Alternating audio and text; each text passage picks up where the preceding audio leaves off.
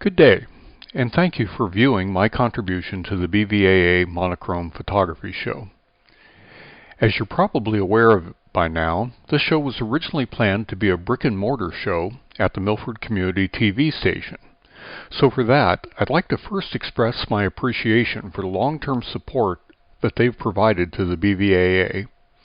Liz Harkins and her team have a wonderful community resource and are always looking for new members with the opportunity to create and publish your content. Check them out. That said, I'm Brent DeWitt, a Milford resident, longtime Dilbert level engineer, and amateur photography enthusiast. I most love travel and street photography and find faces the most intriguing part of people. I'm also a great believer of the idea that the best people photos can be made when you engage the subject and become part of their space. A clandestine photo from 15 feet away just isn't the same. As a technical note, none of these images were taken as monochrome, but they were close enough to monochrome that they seemed to be natural for the conversion. The first two images I'm presenting were taken with the same hour on the streets of Florence, Italy. Street performers are a great opportunity for folks like me who don't want to deal with model releases. The first is a fellow that is best described as a living statue. He moves about every 5 minutes.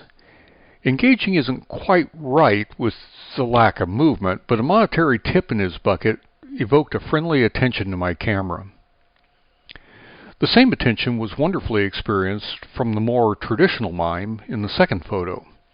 She was incredibly expressive and animated, and this photo represents possibly the only quiet, dramatic image I took of her. Again, I bribed my way into getting up close and personable, but this couldn't have been taken without it. Moving on, the next photos are portraits of faces that aren't actually people.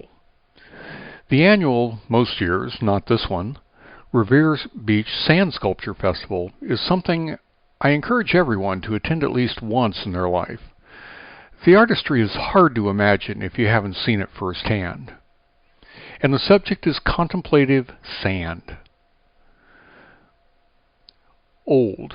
This particular fellow was reported to be about 900 years old at a temple in northern Thailand near Chiang Mai. I wish age and weather could treat me so well. Again, the weathering, the texture, just all create something that's timeless. And last, this young fellow was part of a very large brass work at Esther Short Park in Vancouver, Washington. I found the expression in the eyes captivating. I regret not noting the sculptor's name, but the park contains a number of just wonderful pieces that is also a park for recreation, and the kids wandering around keep getting in your way. So thank you for spending your time to view my work, although I probably shouldn't call it work. I love doing this. Have a good evening and endure.